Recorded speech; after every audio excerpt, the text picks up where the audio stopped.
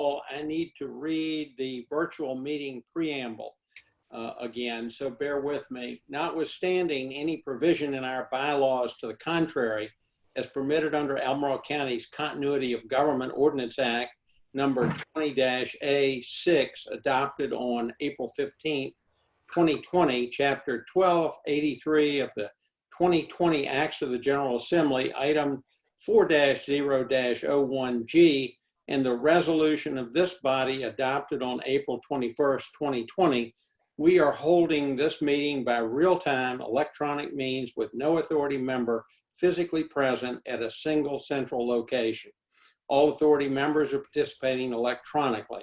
This meeting is being held pursuant to Section 6E of the county's Continuity of Government Ordinance. All authority members will identify themselves and state their physical location by electronic means during the roll call, which we will hold next. The public has real-time audiovisual access to this meeting over Zoom and real-time audio access over telephone, both as provided in the lawfully posted meeting notice. The public is always invited to send questions, comments, and suggestions to the authority through the county's Economic Development Office at any time. This meeting is being recorded and will be made available on the county's website. With that, Richie, will you do the roll call, please? Yes, sir. So, Mr. Gentry? Here and at my home in 1660 Ravens Place in Albemarle County. Mr. Atkinson? Present and in my home in Albemarle County. Mr. Munson? Present and at home in beautiful downtown Scottsville. I love it. Mr. Long? Present and then my home in Crozet. Let's see, Mr. Mellon?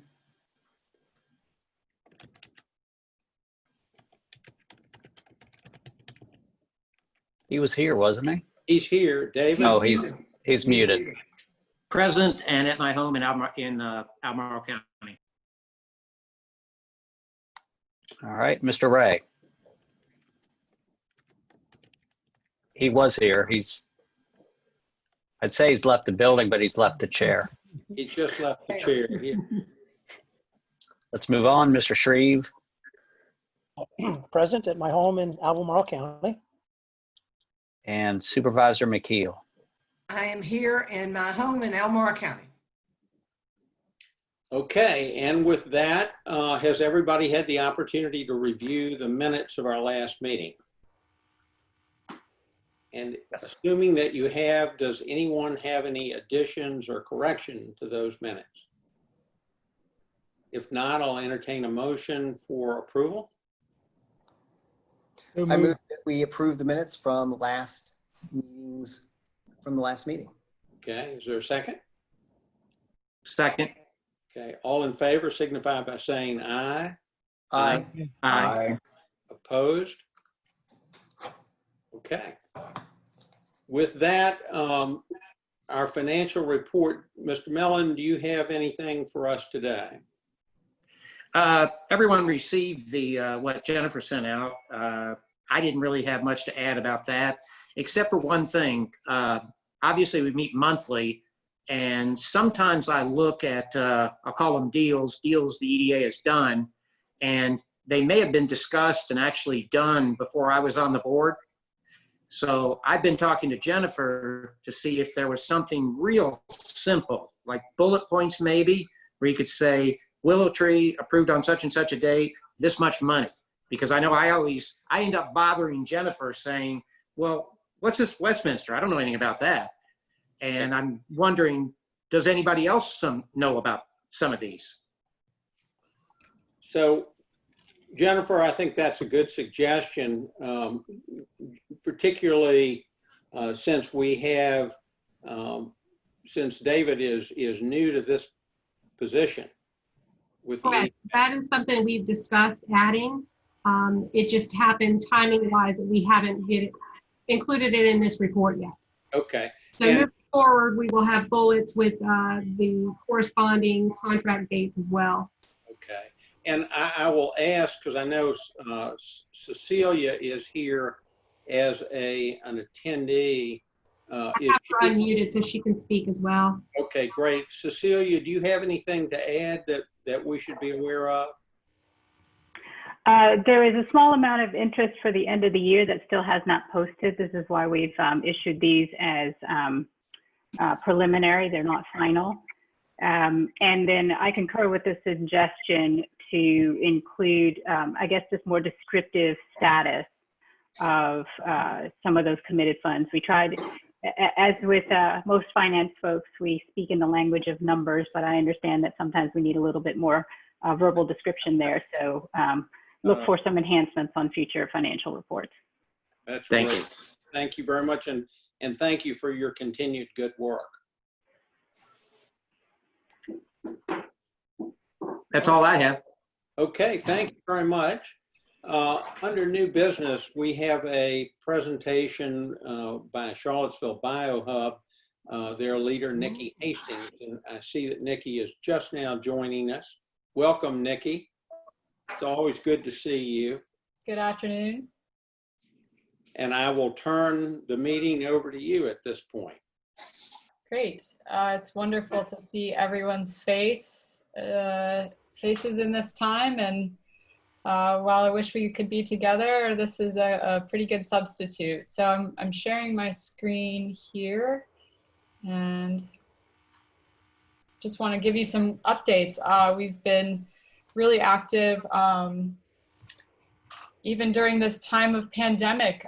This hasn't been quite the year any of us anticipated, and so I'm really honored to be here to share with you updates about the activities of CVille BioHub, and also to thank you for your support of our Go Virginia grant, which was awarded back in December. So thank you to the EDA for your contributions and support. I think we have really been able to serve this community and grow and strengthen the biotech sector here as we've anticipated. So I'd just like to walk through some of our activities from this past year and what we're working on for the future. So I'm going to keep it brief tonight, and then we can open it for questions.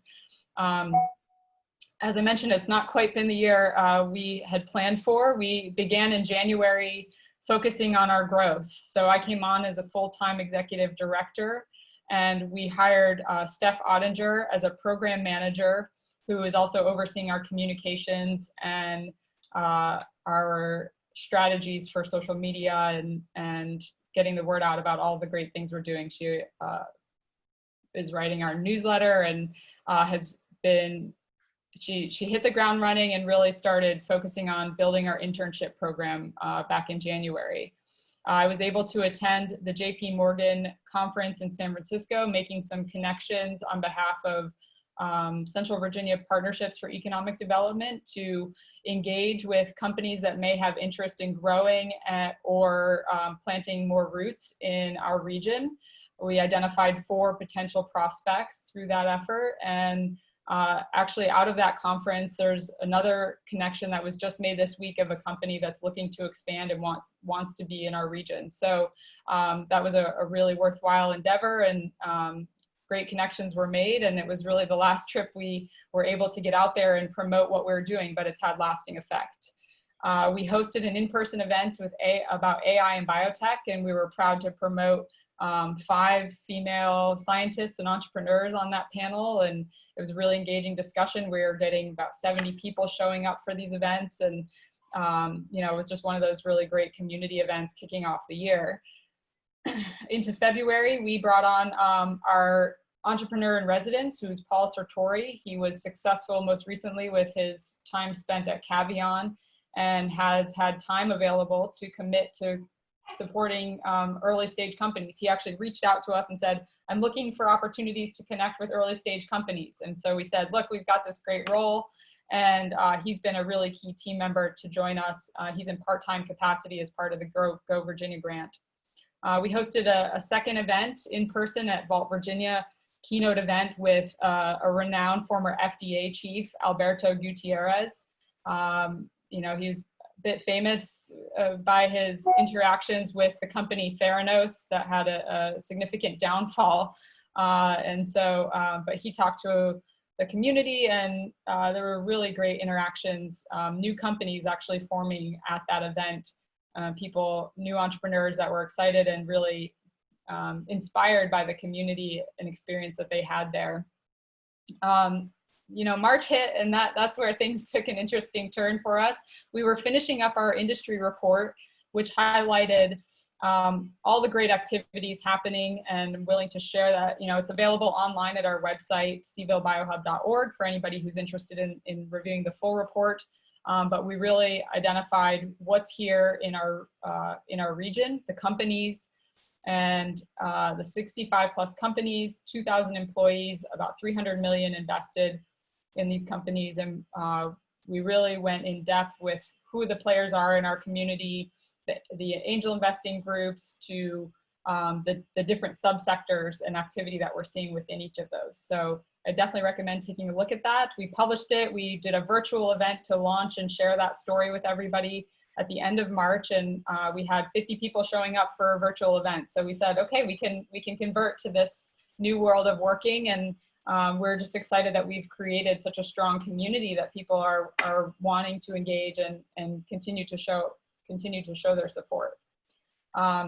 April was really fascinating. We had companies coming to us with new ideas that they were having with COVID-related solutions, and clearly we're serving an industry that is highly tied to solving the problems of a pandemic, and so companies were finding us either through the website or other connections. And so we heard about ideas like a 50-person ventilator system came to us from an engineering group out of Lynchburg, actually. There were COVID testing diagnostics teams coming to us, people looking for testing of masks that were coming over from China. So we were seeing a lot of activity around COVID at that time, and we promoted and supported 2 events on operations discussions, COVID solutions and innovations. So we really were focused on the COVID response in April.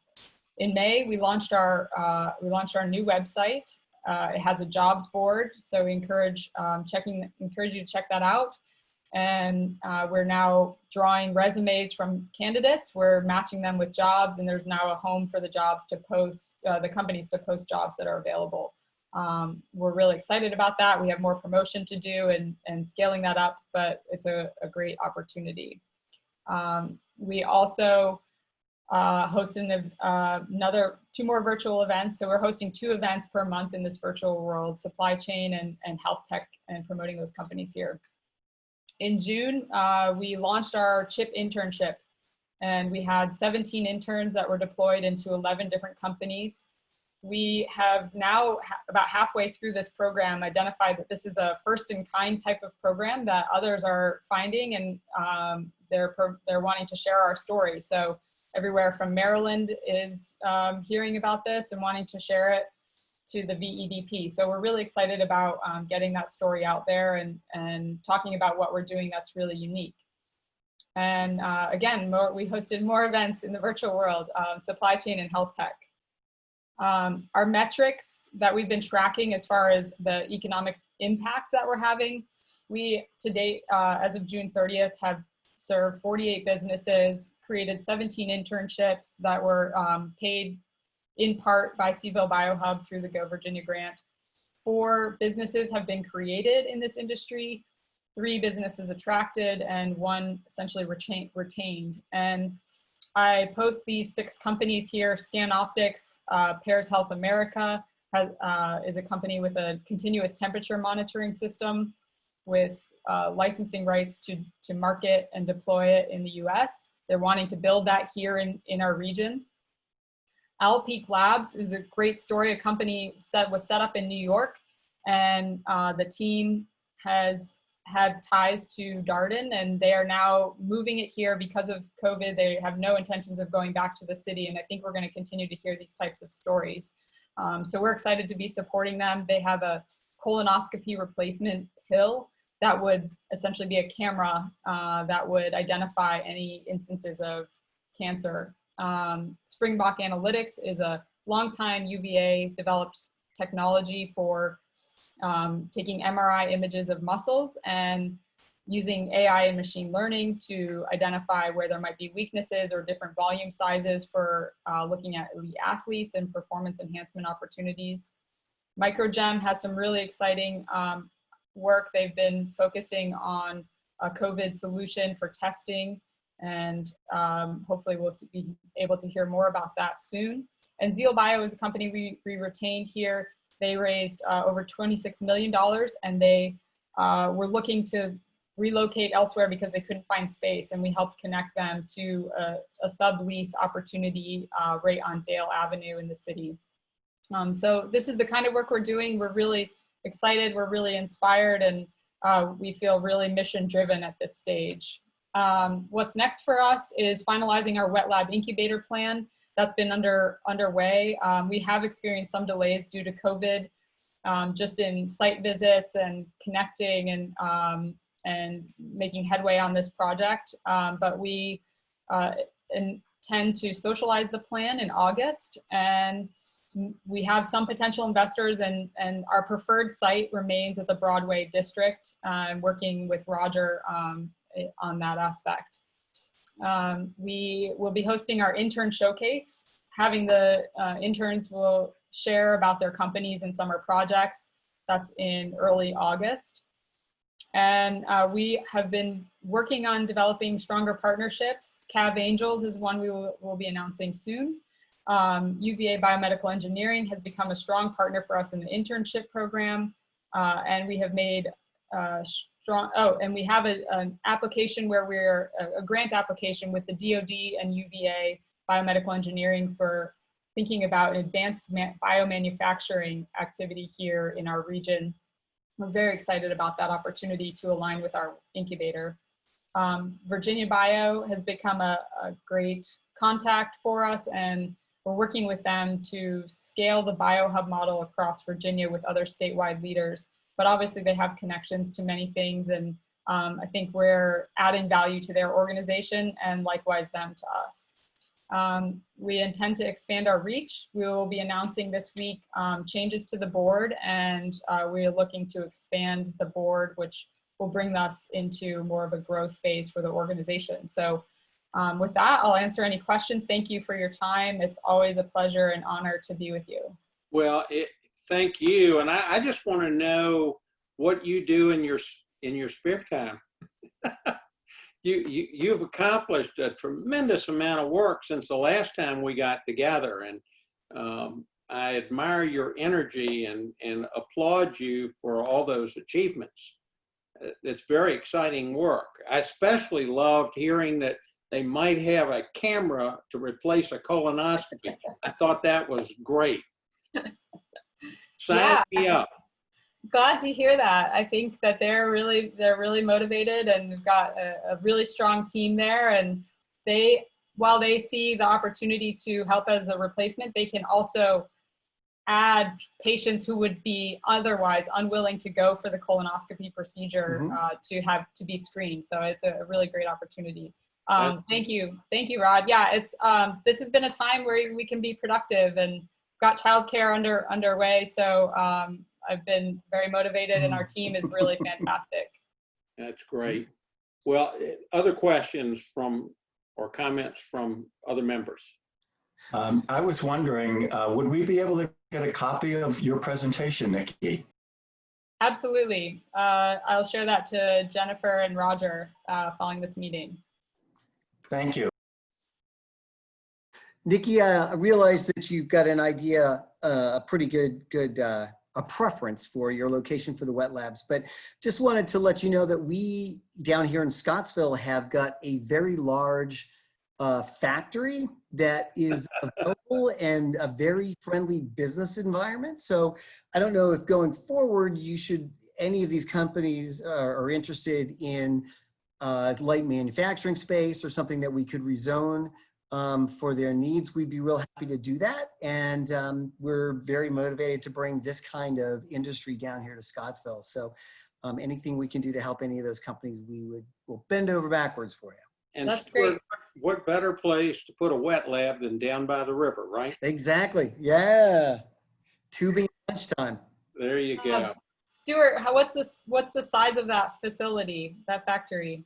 It's big. It was a tire plant. It was built during, I think, in the 1940s. I can get you more information about it. Be happy to send you some. We've had a couple of consultants come in and take a look at it, get us an idea of what it would take to bring it back to to usable state. It is currently zoned light industrial, so we can. But I'm on the town council, and we can rezone that to kind of anybody who's interested in doing it. We've also got a small area plan for the area around it. So some area we could put in some housing in there if we wanted to do that as well too. Be happy to send you all of that information if you'd like. Yes, I'm always interested in new spaces because interesting things are definitely coming our way. Whether Good. The incubator, there's a criteria we put around it being as close to the university as possible. Yeah. And that may be prohibitive, but there may be Yep. a group or two that might be interested in something like that, and I'm aware of a few looking. So Great, that would be fantastic. Yep, Cool. we can give you a tour and whatever else you would like to. I love a tour. I'd love a tour. Okay, it's an interesting place. Yeah. Fabulous. Thank you. Do you have my email address or contact information? I don't believe so. Okay, it's probably the best way to get me is Stuart Munson, StuartMunson @hotmail. Thank you. Thank you. I'll follow up. Nikki, thank you very much. An excellent presentation as always. And Richie, let me ask you a question if I may.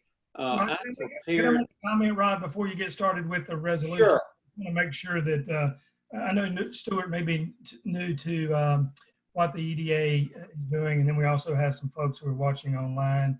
And I just wanted to remind everyone that a little over a year ago, Dr. Hastings came to us and asked for 2 years of support, and we couldn't commit to that because it's contingent on annual budgeting. You're about to be asked to contribute $35,000 to Seville BioHub again this year as part of a 2-year commitment of a Go Virginia grant. We set forth, and we being the University of Virginia, the city, and the county, working on a group cluster strategy for economic development. And for those of you who may not be familiar with what that is, that's a geographic concentration of competing and collaborative businesses and firms and there's data that clearly shows that these businesses produce more innovation. Nikki just mentioned 5 of those 6 businesses were in the innovation business for sure. And I'm not sure about the relocating business. Higher success rates with higher wages. So we collaboratively decided our group cluster strategy as a region was to support Seville BioHub. So what we're about to ask you to do is consistent with our plans, the University of Virginia's plans, the city's plans, and Project Enable overall. Yeah. And Nikki, I just want to say congratulations on where you've come from. I remember early in my tenure, you had a napkin and we're basically working for free. And now you've created an organization where you have over 60 businesses that are reliant on you for professional services and connections, and even, matching talent to jobs. So you've done a phenomenal job. We're very glad that you're part of our team and part of the cluster strategy. And I'm hopeful the board will approve this $35,000 in transfer funding. Roger, thank you. And with that, I would like to read the resolution that we're being asked to vote on. It does not appear on the agenda. Richie, stop me if I'm in the wrong place with this, but I'd like to read the resolution to provide matching funds to the Charlottesville BioHub so we can vote on it. If you'd like to read it, that's your choice. I think it was sent in the packet. So I don't know if everyone's had an opportunity to read it. If everyone's got it, I will forego reading it gladly. Has everybody seen that? Mhm. Read it? Okay. If that's the case, then I will entertain a motion for approval. And there is a motion at the bottom of the bottom of the first page that would be appropriate. Okay, well, let me open the original one back. Rod, I can read it. I move Thank the you, Don. EDA adopt this resolution approving Seaville BioHub's funding request of $35,000 to be funded from the authority's FY21 budget, subject to the terms of the resolution, and to authorize the authority's chair and treasurer to execute all documents necessary to complete this grant. Thank you. Is there a second? I'll second that. Okay, is there any discussion? If not, I'll call for the vote. Richie, are you going to do a roll call vote on this or just a regular? I think we can do a voice vote, and if there are any nays, then we can go back and do a roll call. If that's the case, all those in favor signify by saying aye. Aye. Aye. Opposed? Okay. It passes. Well, Nikki, thank you all. thank you again, and Mhm. be excited to hear future progress. Of course, anytime. I'm happy to update, and it's an honor to serve and be part of this great community. And thank you, Roger, for being along this great entrepreneurial ride. Mhm. And Nikki, Yes, sir. the next time you come before us, I'd be curious to learn more about the Gutierrez presentation on Theranos and some of the things you might have learned from that encounter, and also related to a question I raised the last time you came before us. I'm always interested in learning more about whether or not you're recruiting any folks county. When I saw that there was one company created and 3 recruited, I think, when it comes to those firms, are we, able to hire people who are here with us in the county already, or are we just bringing in new folks? Yeah, I think we will have a good sense of those metrics of job creation towards the end of this year, where we will intend to reach out to our community and survey them and really gain an understanding of where the talent has come from. And I think you helped put in my mind how we might approach that understanding of when the companies are coming here, where are they getting the talent from? It's our mission and goal. And even as we're starting to scale, to have Virginia-trained talent be deployed into Virginia-based companies. So, that's part of our mission, and we keep pushing towards that. So I hope that the metrics will show that, but we will have a bigger picture at the end of this year. I'm happy to share that as a report as well. Okay. Thank you very much. Okay. Roger, let me turn it over to you for the director's report. You're muted. You would think after 4 months I'd get used to that. Thank you, Chair, members, and directors of the Economic Development Authority. I have 2 things I just wanted to update you on before we get into more formal business. As you may recall, sometime around the March timeframe, our office went before the Board of Supervisors and notified our Board of Supervisors and the incident management team that we were going to pivot our business strategy away from focusing on only primary businesses to focusing on helping out all existing businesses survive. We did complete a business resource guide, and on that guide, we provide links to for businesses to find capital. Our role was to connect businesses to capital, and that includes public funding, private funding, and philanthropic endeavors as well. We continue to update that particular information and share that with our businesses. Our database of businesses and contacts are growing. Although we don't get to see them face to face, we are being able to interact with them through a series of Q&A and other sorts of electronic communication. Additionally, we wanted to make certain that businesses was receiving the support that they needed during this time. We've created our second set of small business programs being administered by the Small Business Development Center. This includes a boot camp, if you will. It teaches small businesses how to transform their business from brick and mortar to e-commerce. It teaches them how to create a communication plan, use social media and the like. And that's a series of 4 different meetings that the SBDC has been hosting at the request of Albemarle County.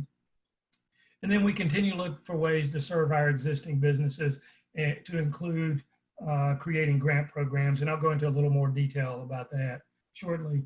And then, as you may recall, you all approved microloan fund so that the CIC could administer loans to struggling businesses within our community. The CIC has since dispersed the loan funds to businesses throughout our community. Those funds are now in our Albemarle County and helping businesses survive. So just want to let you know that the work that you've been doing, the support that you've provided is making a difference in our community. And I fully expect to have some success stories to share with you at the end of the pandemic. While we're going through this particular process, I don't have any to share at this particular time. So I'll just pause here and see if you have any questions about our business continuity strategy or the microloan fund update. Roger, thank you all for your good and quick, timely work. I know that there was a lot of ground to cover in a very short time, and I appreciate the fact that you were able to marshal the resources and work in such close partnership with the city and the university and others to accomplish doing this. So kudos for a great job. Thank you, Ron. I appreciate that. Jennifer, if you would. On July the 8th, the Board of Supervisors approved the use of CARES relief funding for several different initiatives throughout the county. And a portion of those funds were allocated to economic development to help businesses within our community. Initially, $1.25 million was allocated to economic development for use.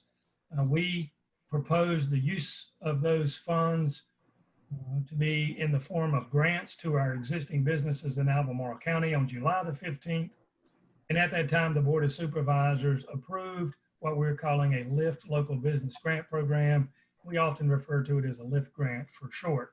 Just wanted to walk through with you what those grant guiding principles are, the process, the timeline, and some other general information. So if you would go to the next slide. Before we created a grant, we wanted to create some guiding principles to make sure we accomplished the mission we were setting out to do. You'll see that we wanted these funds to be compliant with the CARES Act. The funds that we disperse to businesses are limited in what their use are. They must be used for overcoming a hardship created by COVID, or to create new business models that help a business react to COVID, and or revenue loss. And there's some other small caveats in there, but the general idea is you just can't use this money for anything if you're a business who gets one of these grants. So we have to set up a series of compliance related activities. The guiding principles also ask that these, whatever we do as an economic development organization is consistent with the county's response and reconstitution goals, which are protect the health and safety of the community, support all people and communities, and facilitate community economic recovery. We wanted this to be consistent with Project Rebound. We wanted to provide aid to small businesses with a preference to minority, women, and veteran-owned businesses, as well as focus on the hospitality and tourism industry. We provided the Board of Supervisors with objective data from U.S. Treasury, which shows that women, minority, and veterans have less access to capital. They're less likely to get grants. They're less likely to get private equity funding. And as such, there's been a disparate impact of those minority women-owned businesses. Veterans also face similar activities, although not quite as disparate. They too found that veterans have less access to capital. And then the reason we wanted to target the hospitality and tourism sector is that particular part of our economy accounts for over 400 million, that's 400 million, in direct economic impact to our community. And as we've learned, this does not include the calculation of induced impacts and or indirect impacts. So that money recirculating in our economy is not included in that particular number. The point being, they're a large percentage of our overall economy here locally, and it's important that they survive for our long-term success. They were also the most drastically hit economic sector. They had the highest uninsurance claims. They had the highest layoff claims. They had the most closures, and they're also going to be the quickest, perhaps the quickest industry to be able to respond and help our economy get back on our feet. Those are the general reasons we decided to favor the hospitality and tourism sectors. And our goal is to provide aid to successful businesses. You know, there were businesses in our community that may or may not have been successful without regard for COVID. We want to get the greatest return on our investment. And so we want to be good stewards of the taxpayers' money. And if we're going to provide grants to existing businesses, we want to make sure that the type of businesses that will be successful over the long haul. And if you'll go to the next slide, I'll kind of lead you into how we plan to do that. But before I do so, I want to make you aware of which businesses are eligible. They must have at least 2 employees, and that could be an owner and an employee if they're taking a salary. They must be a for-profit business. They must be operating for at least 2 years, have a current business license, have been current on their county taxes. They must have a physical location in the county. The businesses that are ineligible are self-employed with no employees, a home-based business, banks and financial institutions, franchises, unless the owner is local or is owned and operated locally. And then what's commonly considered sin businesses, which are things like vape, tobacco, gambling, sex-related, and or weapons manufacturers. The process itself will be administered by the Community Investment Collaborative. And during this process, they must provide proof of COVID-related impact, and that information will be stowed in an existing software platform that is operated by the Community Investment Collaborative. The county will have unabated and access to all the data, materials, and information for auditing purposes as well as compliance purposes. They must disclose if they've received any other COVID-related funding. We'd like for them to submit their tax forms to us. We want a verification that they're a woman, minority, and or veteran-owned business. And we're asking for them to complete an application, which includes a narrative about their business. It includes how COVID has impacted their business and how they plan to change their business model to be flexible. What's not listed on this slide, but I think is germane to this group, is the board gave our staff feedback on the importance that these businesses in our community comply with Forward Virginia and or other guidelines set by the county. So we have also changed the application to make sure business attests that they'll follow by any they'll follow the guidelines of the state of Commonwealth or any ordinances that the county may pass, which is new, Supervisor McKeel. As mentioned, the application will have both quantitative and qualitative data. We have created a scoring metrics to make it as objective as possible.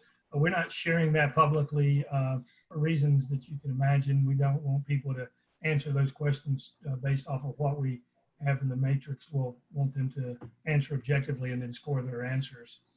We're going to have 2 separate committees which will operate independent.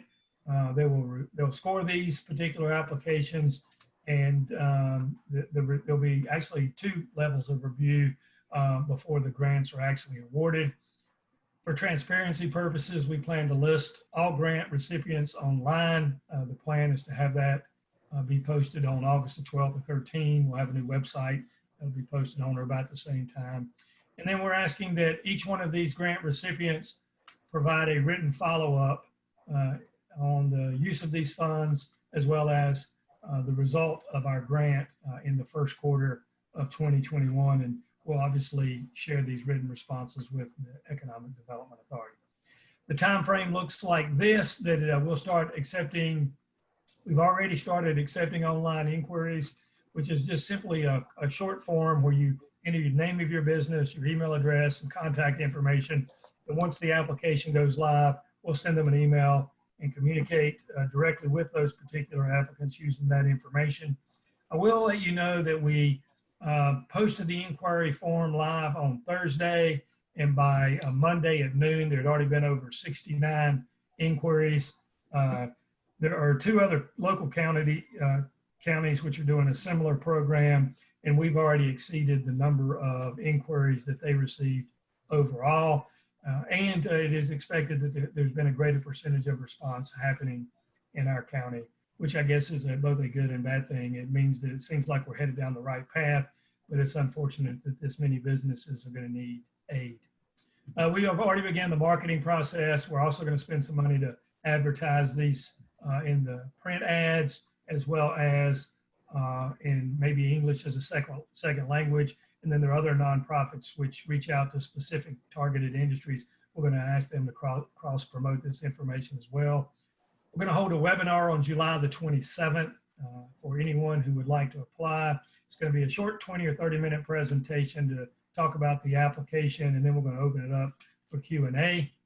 The plan is to have the CIC committee score these grants initially, and then have a review board, which will include a diverse group of scorers, as well as representation from the Latinx community, as well as the tourism community.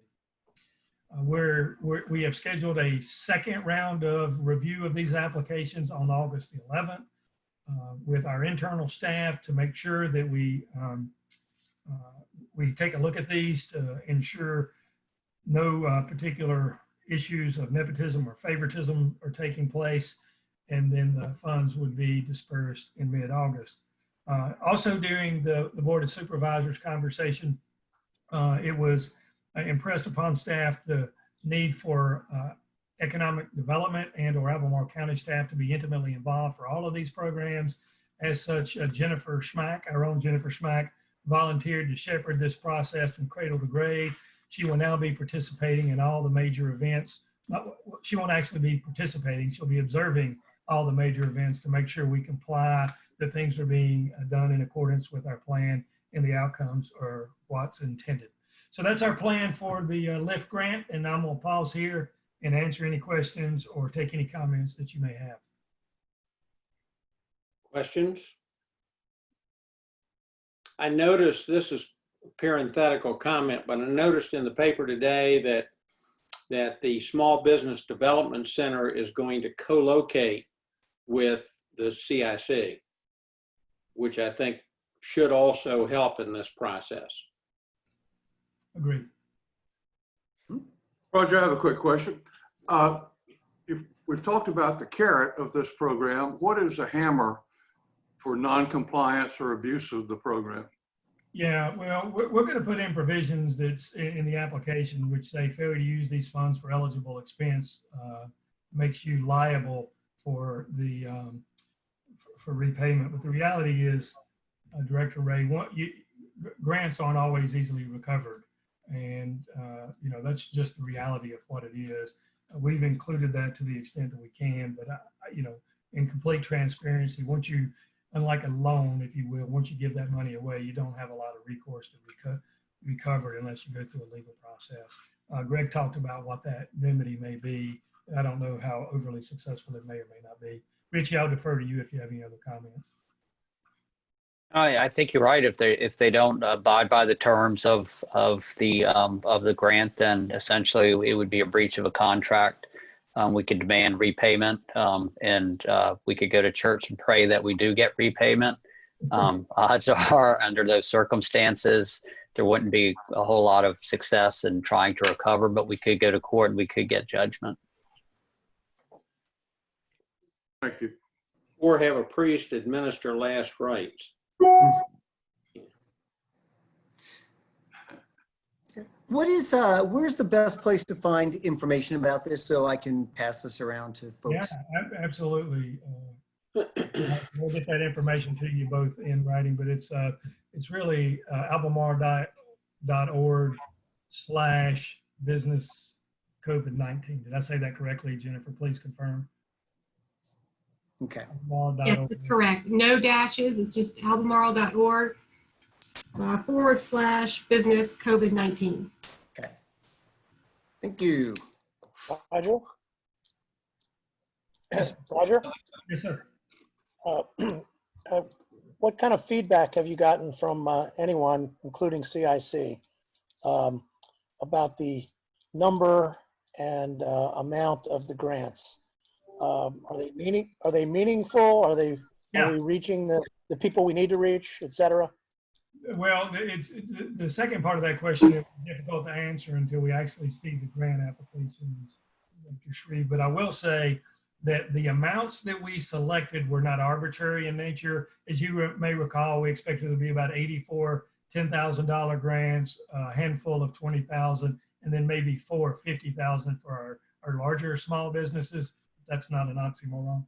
That information was vetted through the Virginia Tourism Corporation at the state level through the Executive Director, Courtney Kakacian, and the Virginia Restaurant Lounge Travel Association took a look at it to make sure the amounts were substantive enough to actually help the businesses.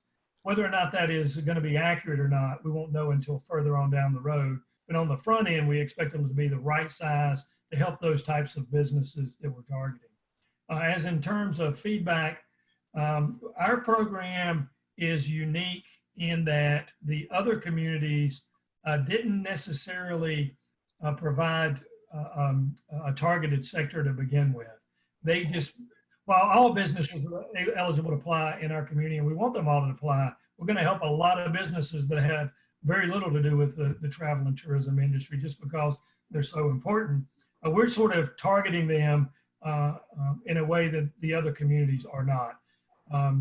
For example, the city of Charlottesville allocated $750,000, all the same amount of grants based off of size. And if they get more applicants than they actually have funding, they're going to have what amounts to a lottery.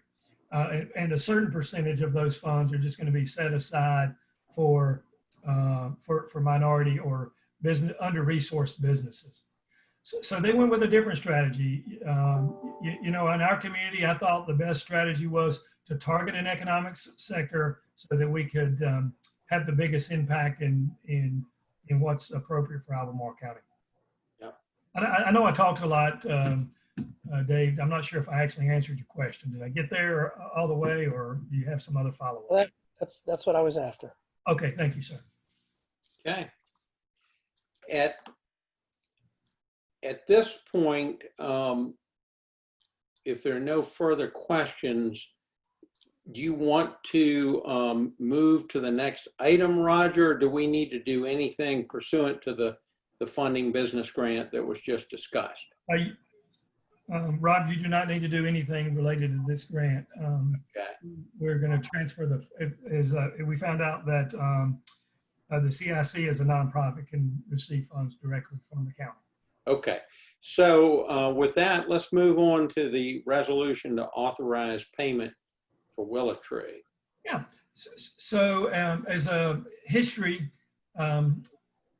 reminder that WillowTree is moving into the county, they're employing quite a number of people, and they're moving to the location you see here on your screen down off the Broadway corridor. As part of the agreement for them to relocate into the county, we signed what amounted to 4 agreements. One of those was called a Commonwealth Opportunity Fund agreement. This particular agreement said that if WillowTree met certain conditions, the governor would allocate $500,000 to WillowTree for payment.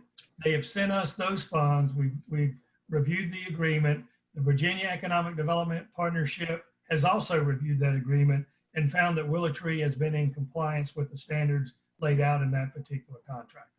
And it basically says that the 3 major milestones were receive a certificate of occupancy, which Willow Tree has, and they established their business license here in Albemarle County. The second part was validate that there was a threshold of a capital of investment, and Willow Tree submitted over $10,900,000 worth of receipts showing so, and adding 100 net new jobs. Willow Tree supplied their employee report, the quarterly employee report, which demonstrated they hired over 100 net new jobs, and that the average wages be greater than $80,000 a year, and they provided the documentation that showed that their average wages for these new hires were over $80,000. That being said, they met all the requirements necessarily laid out in the contract, and we're here before you today to ask you to also approve the payment from the Economic Development Authority to Willow Tree. So if you have any questions, I'll be glad to answer them. Otherwise, I think Richie has created a resolution for your consideration. Is a copy of that resolution in everybody's packet, so you've had the opportunity to see it? Okay, if so, before we put it to a vote, Richie, do you have any comment you'd like to make? I don't. If everyone has reviewed the resolution, then after discussion, if there is any, then we would just need someone to make a motion for the authority to approve the appropriation and to allow the chair and the treasurer to execute necessary documents. Okay. I will say I don't have confirmation that the county has moved the $500,000 to the EDA's account. So the resolution is contingent upon that happening. Okay. And they may have moved it. I just don't have confirmation as of today. Okay. Let me turn to Cecilia for a minute. Maybe she can answer that. Answer that. It was actually, information was sent over to the budget office today to go ahead and move that and transfer that money. Okay. All right. So are there any other questions, concerns, comments from any of the members? If not, I'll entertain the motion. I'll move approval. Okay. Is there a second for that motion? I'll second. Okay. All those in favor signify by saying aye. Aye. Aye. Opposed? Okay. Thank you all very much for that. And, you know, it's very exciting when you look at what Willow Tree's accomplished already. And it's especially exciting to understand that not only did they get this accomplished and meet those requirements, but they did it while COVID was here.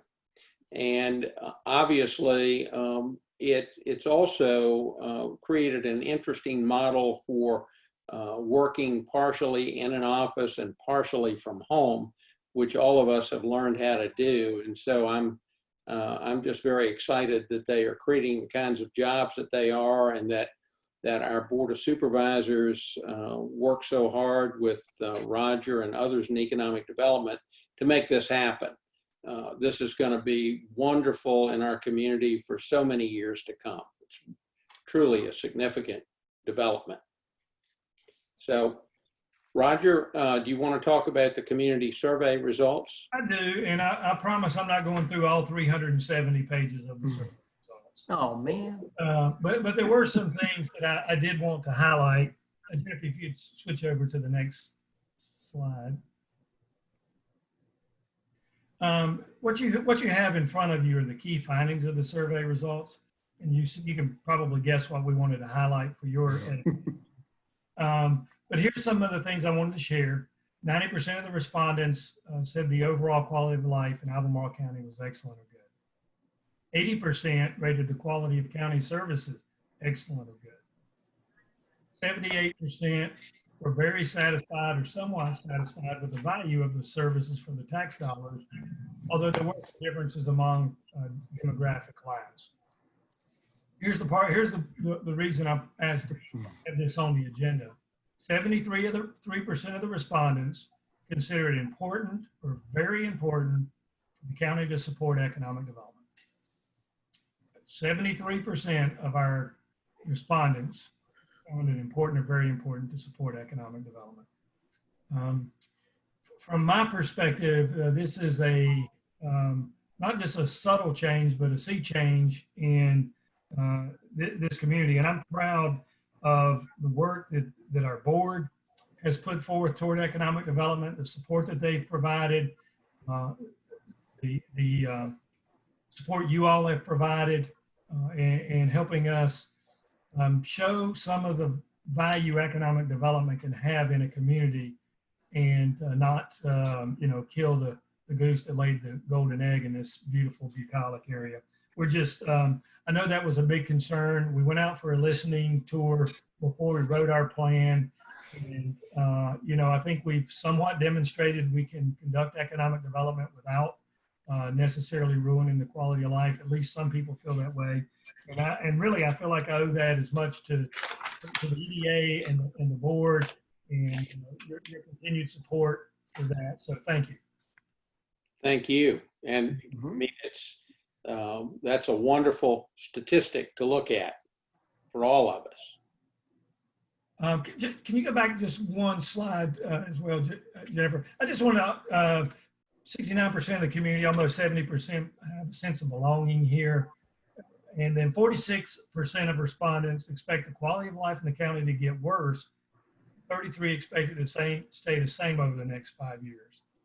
They're concerned about the pace of growth, traffic congestion, and affordable housing. Okay. So it appears one could draw a conclusion that the community wants economic development and primary jobs and career ladder opportunities, but not necessarily growth that results in some of these types of things. There's an interesting dichotomy between what the community is saying they want and what they don't want. And Roger, I just want to point out that we need to keep in mind when we came out of the recession, we had not addressed infrastructure at all. And I'm specifically speaking to traffic congestion right now. The community is going to start to see, from beginning now over the next 2 to 3 years, some major traffic congestion alleviation projects happening. If you think about it, we really have a good number of projects, and they're they're VDOT projects, but they're in the pipeline that are going to be starting, that will start to address some of the traffic congestion at many of the really hot spots that we have. And I could list them, but you all know what they are. So I do think that we have to take that concern for traffic congestion for what it is. And it certainly is pretty obvious that the community has been very concerned, but there are projects in the pipeline to take care of it. It's not 100%, but VDOT is giving us a lot of money over the next few years just to work on our traffic. So just something to keep in mind when we look at that. Thank you for sharing that information, Supervisor Malik. And I'll respond by also saying something I should have said at the beginning of the meeting.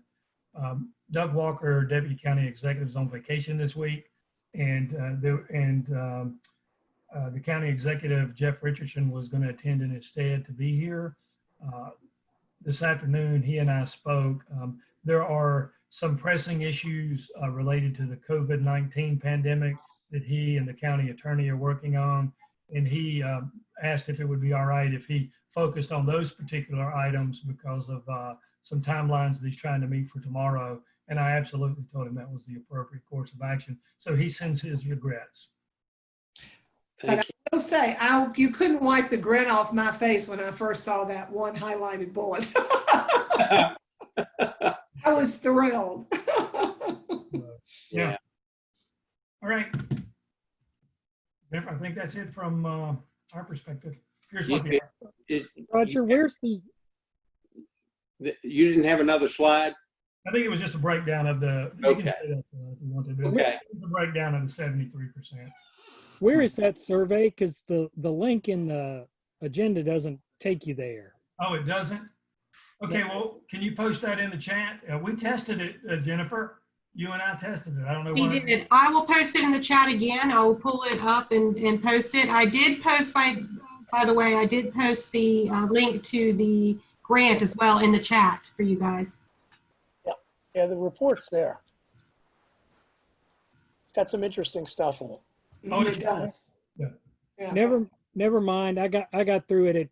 I didn't have something set up quite right, but when I clicked through the warning button, so if I get a virus, I'll know who to blame. Yeah. Well, I have to say that I managed to get a hard copy because I can't look at all of this stuff online. So if anybody wants to borrow my hard copy, I'll be happy to share it. Okay. I'd like to point out too, Sorry, Dave. the paradox related to the two major findings you underscored, that is satisfaction with economic development, but at the same time worried that we're headed for a worsened state of affairs or quality of life. I think it bears a pretty sharp focus from all of us. One of the things I noticed when I looked at the report was that it may even be a bigger paradox than it seems, because most of those who, among the 21%, suggested that there were new residents. So lifelong residents tended to be, or longer time residents tended to be even more pessimistic.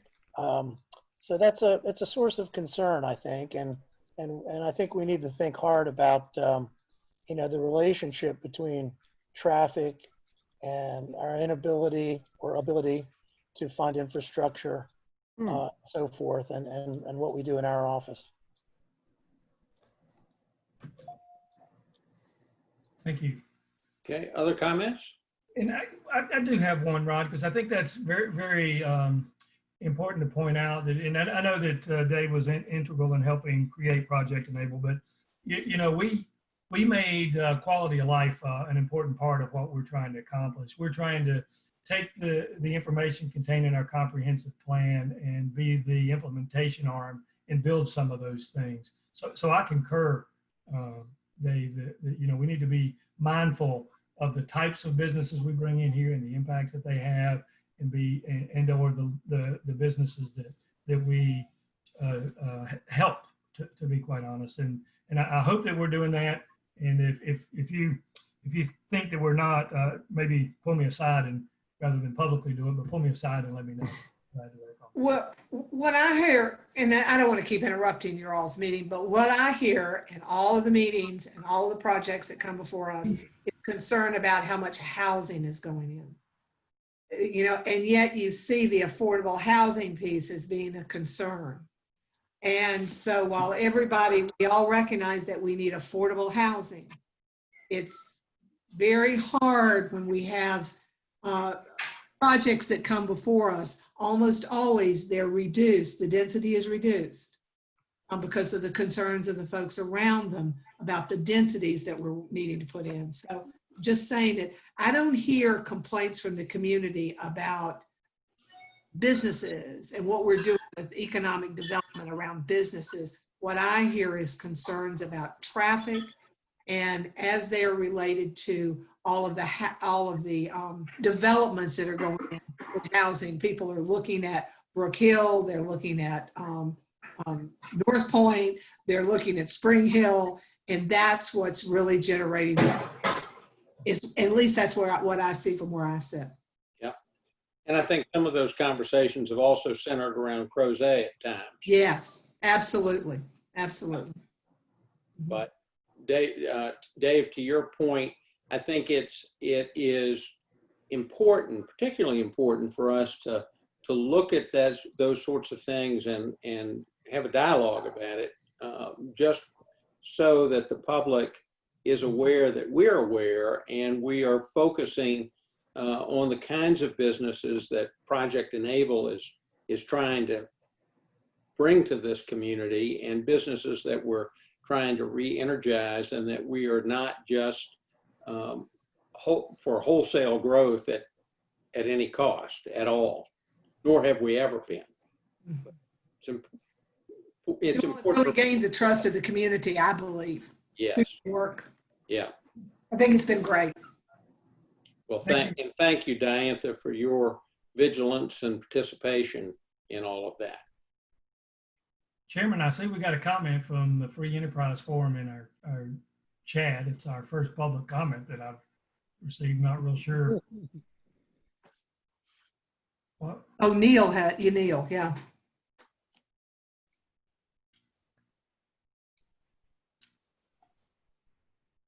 Well, regardless, that concludes my portion of the. Okay.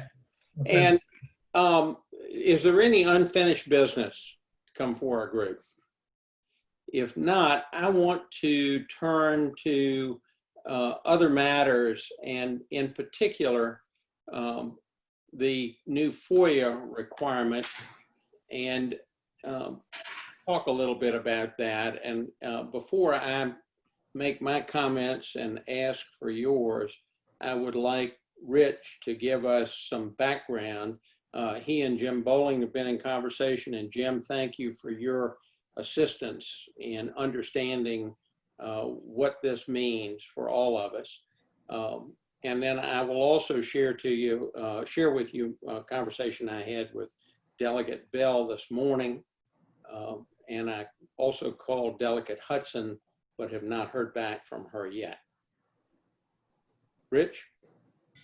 So Rod, thank you. And I do give a shout out to Jim, because he brought a lot of this to our attention and did a lot of the background on it. So Jim, thank you very much for doing that.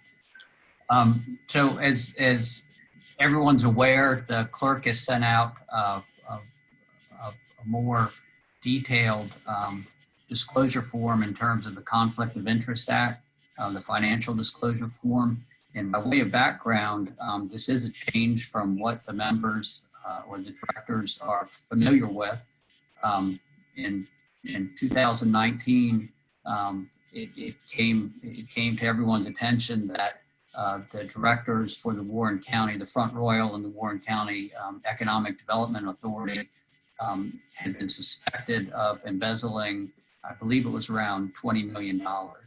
I don't know the and Rich, it's important to note too that that was in cooperation with at least a member of the Board of Supervisors there, perhaps the chairman. I'll refer to your knowledge of the details. I don't have all the details. I know some criminal charges and some civil suits have been filed, and I suspect all that is ongoing. But clearly there was a reaction to that. And so the delegate and the senator who represented Warren County, both of them filed identical bills, changing the requirements, the reporting requirements for members of economic development authorities and industrial development authorities, along with changing. It also added a requirement for training from the Conflict of Interest and Ethics Council. It says I'm muted, but can you all hear me? Yeah. Mm-hmm. Okay. I'm getting a mixed signal up here. Okay, so they also added a training element to it that the Ethics Council has produced, and we had discussions earlier that hopefully we would be able to get together with the Charlottesville Economic Development Authority to jointly go through the training, share some sodas and some popcorn, but the pandemic kind of got in the way a little bit. So we weren't able to do that. The bills were presented, identical bills in terms of the reporting requirements were presented to the House and to the Senate. They sailed through. I can't report that there was any discussion of the content. I know in terms of both the House bill and the Senate bill, when it came for the House to pass those, it was done by a block vote. Every vote in committee, every reading, and and then final approval was unanimous. So there isn't much history on this other than it sailed through, and clearly a reaction to what happened with the Warren County EDA. What the new laws require is that the members of the economic development authorities that they now file what's called a statement of economic interest. It's a mandatory filing. I think in reviewing it, it's 25 pages of details of investments, of financial holdings, business interests, real estate, debts that are owed and debts that might be owed to you. So it's significantly more comprehensive. It doesn't require every detail. It does. It asks for ranges as opposed to particulars, but it is much different and more comprehensive than the financial disclosure statement that you have been filing. In terms of the deadline, you are used to filing by February 1st. This law came into effect on July 1st and required that the filings be done by August 1st, which actually falls on Saturday, so August 3rd is the deadline. There was a question that had arose in regards to if we held this meeting, if the board was to take any type of particular action, would that kind of lock you in and require that you file? And the answer was no. That the requirement to file means that you have to be in office as of August 1st. Assuming you are in office as of that date, then the deadline, as I said, was August 3rd to get that filing in. The law and the council does provide for extensions. They're fairly limited in terms of the ability to request an extension. Any prayer or hope for legislative relief is not a grounds to ask for an extension. I made that request of the council, and they issued an opinion indicating that that's not a basis for asking. We did clarify that by taking action today, that doesn't bond any member to having to file by August 3rd. In terms of what happens if there is not a filing, if there is a knowing and an unwilling failure to file, then members are subject to criminal prosecution and criminal conviction. They're also subject to a civil fine that the Commonwealth's attorney could pursue. In terms of the criminal prosecution, if there's a conviction, then removal from office is a potential remedy that the judge can consider. In terms of criminal offense, it's a misdemeanor. However, if there's a knowing or willing falsification of the form, which I even don't want to mention this because I know none of you all would even think about it, but that would be a class 5 felony. It would be falsifying a public document. One question that did arise in these considerations is whether these documents were subject to FOIA. Public documents, so they are subject to the Freedom of Information Act, and outside parties could make a request of the county to produce those. They are filed with the clerk of the Board of Supervisors, so they do rest locally. As far as I know, they're not available online, unlike those that are filed with the state. So, Rod, I think that's the background you were looking for. Are there any questions? Questions, comments?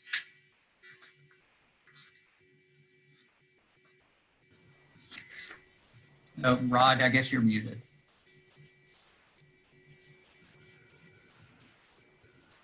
As I said, I did have I placed a call to our 2 delegates, and Rob called me back this morning. We had a long conversation. He said normally if there's something that produces a lot of conversation, I'm pretty well aware of it. I'm not really aware of the details with this, but I'm going to look into it. And what generated my call is it's not the volume of information that's required or the detail. It is the requirement placed on those of us who are not elected officials. We're volunteers, we're appointees in the positions we occupy. And this is an unreasonable overreach by our state government for information that is nobody's business unless we want to make it their business, because it is, and it's ironic that Rob used the word foible. It is foible, and it's for me, it's a gross overreach of government, and I object to it so strenuously that I am going to tender my resignation from this body effective July 31st. And I do think, because this is happening across the state and there are ripples spreading even as we speak, and I talked about that with him, that this law will get revisited, but the question is when it will get revisited and why it was done to this depth. As a banker for nearly 40 years, providing this level of detail on a financial statement does not prevent anybody from doing something they were going to do anyway. And I kudos to Albemarle County because of the way our local government, led by the Board of Supervisors, and our leadership in the county government, our paid leadership, have done such a good job of creating checks and balances that would prevent or preclude a body like ours from being able to take so much as a nickel without somebody knowing about it, which means everybody would have to be in cahoots to make that work. So this law to me, makes absolutely no sense, and it's a gross overstep. And I, as I say, feel so strongly about it that I am going to be resigning from this body because I simply will not provide that information, not because I have anything to hide, but because I object to doing it. And before I ask each of you, I just want to say that for me personally, serving in this group for as long as I have has been an honor and a privilege. And it's a privilege to serve the county because I feel so strongly about what goes on here as a lifelong resident. And it's been an honor to work with each and every one of you all who are so good at what you do and bring so much to the table in our discussions, in our thinking. I look back and I look at our economic development leadership and the good work that Roger and Jennifer and JT have accomplished in such a relatively short period of time. And I have so much confidence in the team that's assembled and the fact that we're leaving, or will leave, Albemarle County in a better place than we found it. So I just want to thank all of you for that. And with that, let me turn it back to the group for others to make any comment you might want to make.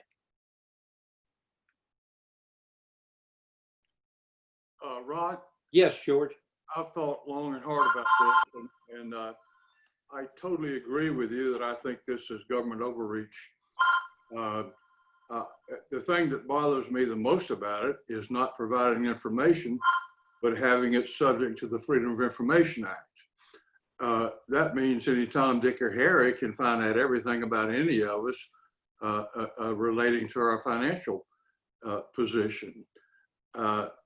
As I said, I've thought about it long and hard, and for me, it's more important to serve than to make a statement about government overreach in this situation. So I respect your decision. I think you're going to be incredibly hard to replace. I think you've been an integral part of why the county economic development program is well on track, in my opinion. And I say that acknowledging the fact that Roger and Jennifer and JT have been incredible resources in fulfilling that goal. But I'm going to stay on the board if you'll have me. But I do agree that that it's an incredible intrusion into things that aren't anybody's business, particularly the general public. Yeah, thank you so much for those words. Rod, could I say something? Certainly. Where are you? Okay, there you are. Yeah. As you and I have talked, I agree with you 100%. And like George says, I've thought about it and thought about it and talked about it and talked about it. And I think what happened is it comes back to, like you, I was in the banking business for 40 years. And what I learned day one is customer information sacred. You don't talk to anybody about it. So now I'm at the point in my life where I'm the customer and I'm giving all this information that somebody else can see. And it just goes against everything I've ever learned and tried to practice. So I will be resigning with you. Thank you, David. Jim, you're muted. Jim. No, can you hear me? Yeah, Jim. Well, I mean, I just want the Jim Atkinson was trying to speak, but he was muted. I'm sorry. Okay, Jim, I'll let Jim speak. Okay. Well, thank you. As Rod said, it's really been an honor to serve on the EDA. I've enjoyed it immensely, and it's been so satisfying to see how far we've come in the last few years. And really, I feel we've laid a wonderful foundation for the future. But under the circumstances, I totally agree with Rod and Dave's concern. This is a privacy issue for me. It's not the kind of, it's sensitive information. It's not the kind of information that I want to have open to the public. If there were some other way of doing it, disclosing the information to a trusted person, but not having it available to the public, I would be more than happy to do that. But under the circumstances, doesn't seem possible. And I too will be resigning regretfully, but nonetheless, I feel strongly enough about this that I will be resigning as well. Okay. Thanks, Jim. Appreciate that. Jim Bowling, you were. I just wanted to say to the board that you're not alone. That throughout the Commonwealth, there are a large number of EDAs that have been severely affected by this requirement, and a large number of members who I suspect are not going to be with those EDAs rather than submit this report. As all of you have said, the problem with this is that there are commercial internet trolls who seek out this information, and they're doing it right now with governmental entities in this community. And if it's available, you have to disclose it. There would have been a relatively easy matter to fix this, but I think that the quick cure overcame the scope of breadth that was needed to realize the effect. And saying that, I'm a big proponent of governmental officials disclosing financial conflicts, but the level of disclosure in this case, as you pointed out, is similar to what you do when you fill out a loan, and it's not the kind of information that you want spread out in the community or used by other commercial entities to further their own monetary interest. Yeah, and Jim, in this case, the financial information, particularly in the securities arena, exceeds anything we ever required in the bank. We didn't require a list of individual securities and number of shares and any of that, unless there was some specific reason, such as I'm going to be borrowing against my securities. So, I think the entire General Assembly was asleep at the switch, and frankly, I think they should have done a better job than this, but they didn't. Well, I think they'll fix it, but then the county will have to suffer the consequences in other counties similarly situated. Yeah. Pursuant to your thoughts there, Rod, I just don't see how knowing what specific securities any of us hold is of any relevance to economic development or to the ethics.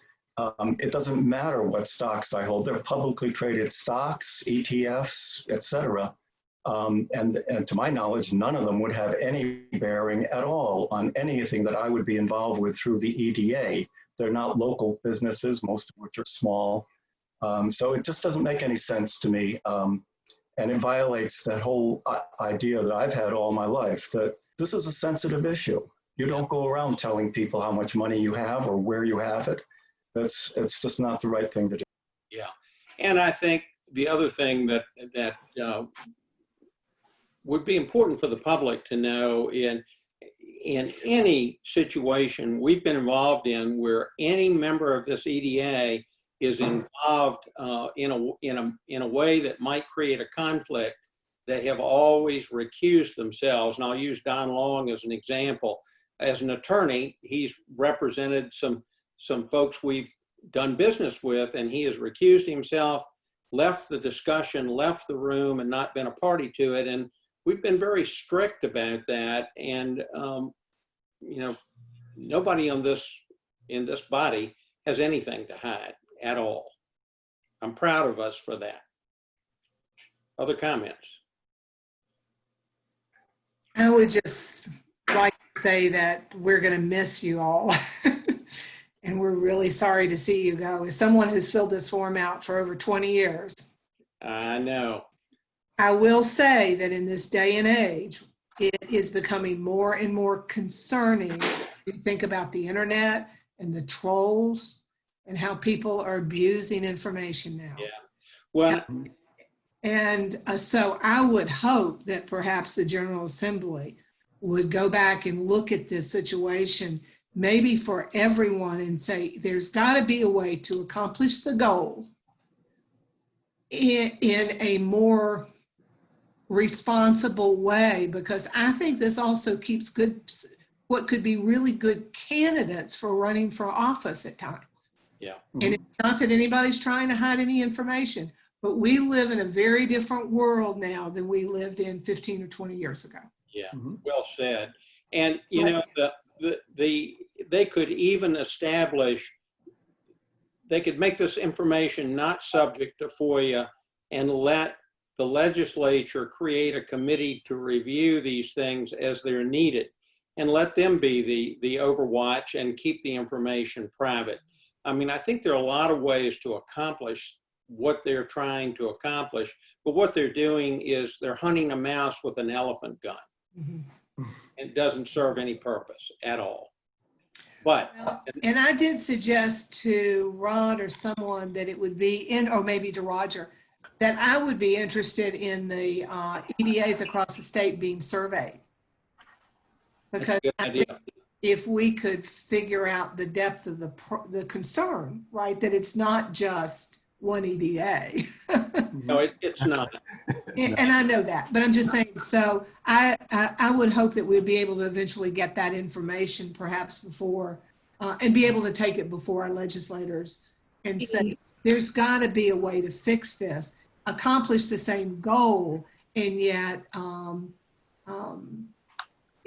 give a comfort to people who are actually volunteering their time and want to do and help their community, and to keep the people that we really want to keep. But I really appreciate every one of your service, and you are sure going to be missed.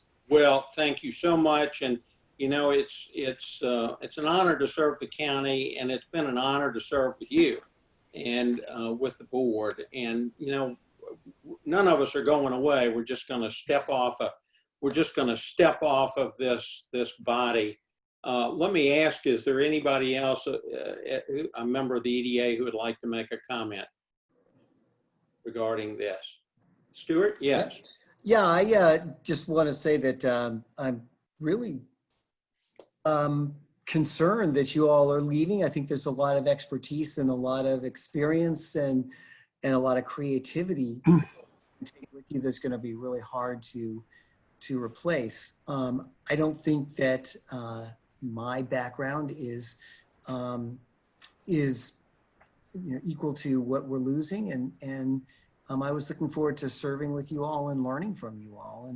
And that being said, I understand why you're going to do this, why you're resigning, and I agree with you. I think this is an ineffective way to deal with the problem that we had. All of that being said, I'm an elected official. I'm a town councilor. On town council in Scottsville. I have to fill one of these out anyway. So I'm not going to resign. I'm going to stay here and try and put my finger in the dike here with you all leaving. But I just wanted to say that it's been a pleasure to serve with you, and I'm really going to miss your expertise and your dedication, and hope that I can in some way continue what you all have been doing. Thank you. Thank you very much for that. Jim? I don't want to leave on a totally pessimistic note. And it has been a great pleasure to serve with all of you. But there's an easy way to fix this, and that is that for the heavy disclosures for non-elected officials who aren't public employees, you just make the disclosures to the Commonwealth's attorney and then have a provision that he can release the information for good cause selling.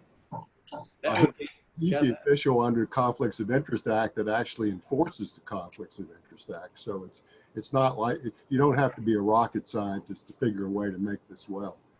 That's a wonderful suggestion. That would be an easy fix and a quick one. So Rob Bell did tell me he was probably going to call me back and have a little more discussion, and it's on his radar screen now. And if Sally calls me back, I hope to put it on her radar screen.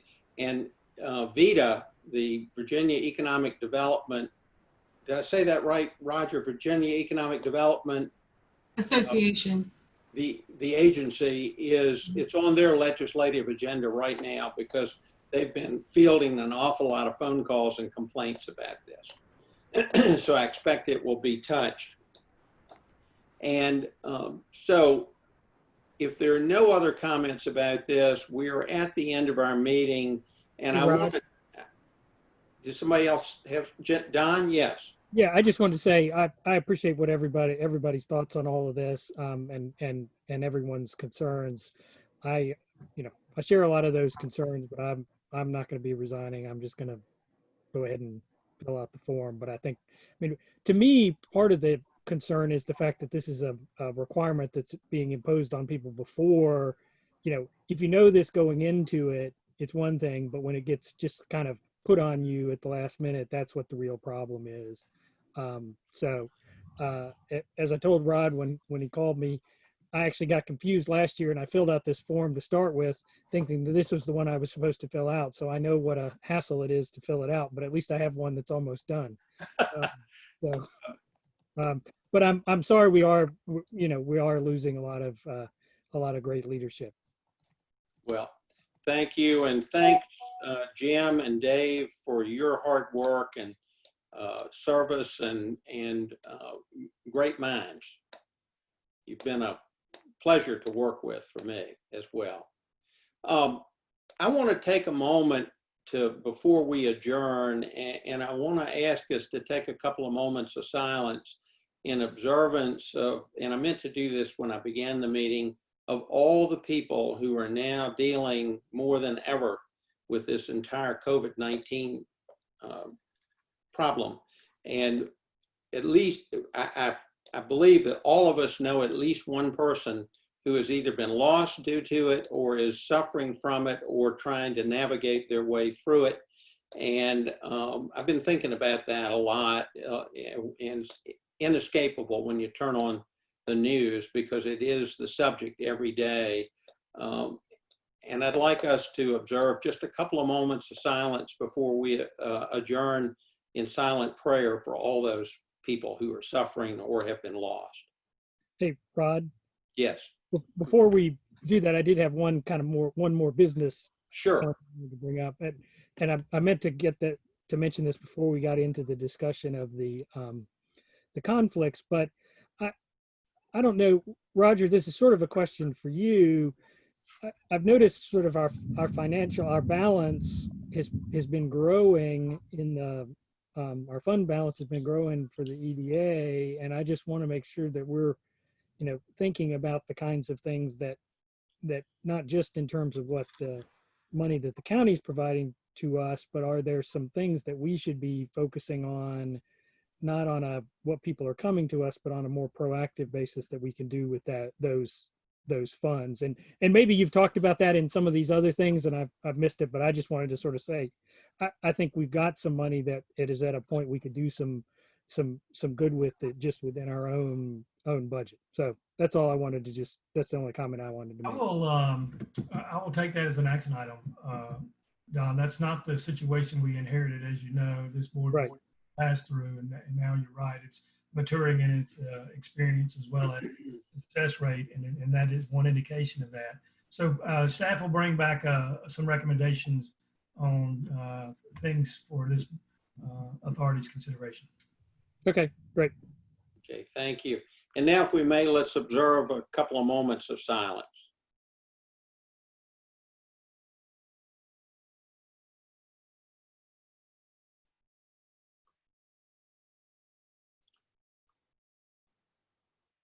Thank you all very, very much. With that, we will adjourn. And I think yes, George? I had one quick thing, Rod, if you don't mind. No, not at all. I don't think most of you know about this, but if you can see this okay, out here on West Rio Road, right next to the Garden Spot Nursery, we're building a Veterans Memorial Park, and it'll be dedicated to all American military and civilian personnel who've served the United States in the Middle East wars. This is kind of the centerpiece, if you can see it. We've designated that as the Wall of Honor. And the 4 plaques you see, 2 on each side, are bronze plaques that will be inscribed with significant donors who support it. We have set up a 501c3 and are raising all the funds to pay for this. If you can see in the center of the arch, there's a little dark object there. That's what's called, we've already bought that. Actually, we got it donated by Coleman Adams Construction, but it's a bronze statue of the fallen soldier image, which is the combat boots and the rifle with the bayonet sticking in between the boots, and the that's significant as a ceremony that's held in the field when somebody's killed in combat, and there's not a cathedral or whatever in close proximity. So we are making great progress on it. At 7 o'clock tomorrow morning, all of the landscaping comes, and I think we've got 6 clump birch trees, 200 variegated liriope, and 200 fountain grass to plant tomorrow in one day. But if you get a chance, I'm busy tomorrow, George. I can't help. Yeah, Sorry. I was going to say, if I had a little more notice, I could have put it on my schedule. But this is directed. Jim and David are free now. So. And this is directed to 3 guys that are resigning. You're going to have lots of. But if you want to stop by and take a look at it, that would be greatly appreciated. As you're headed west on Rio Road from 29, you pass through the stoplight at Berkmar and Rio, keep going west towards the Rock Store, and right past Berkmar Crossing, you'll see it's in front of the Blake assisted living facility, which we built here over the past couple of years. Hey, George, will you be sure to invite myself and Jennifer to any sort of groundbreaking ceremony? Or I'm not sure that we'll be able to make it necessarily, but we certainly have a Defense Affairs Committee that's been kicked off. Letty Bien has now been named the Executive Director. I'm sure she may want to be part of that. And Trevor Henry asked to be part of the Defense Affairs Committee team. And he's formed an affinity group for veterans, and I'm sure he'll want to share all that information with the folks that are associated with the affinity group and the chambers. I'll be happy to do that. I've been trying to keep it a little low key. I've gotten to the age where if somebody says to me one more time, well, that George Ray, he's just doing that, and yeah, I'm going to tell him what I think. So I have purposely kept it low key.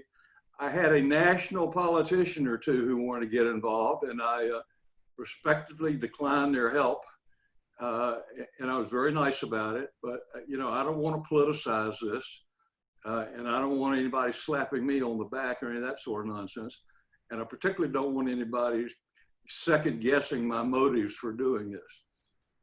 My brother's oldest son, my nephew, was killed in Afghanistan 2 years ago while on combat patrol, and left two very small children. So part of this is dedicated to Joe, but it's much more general than that. It's dedicated to anybody who served in the Middle East. Thank you. Thank you for that. Okay. Okay. I see you're all reaching for your wallets and pocketbooks, so I'll give you.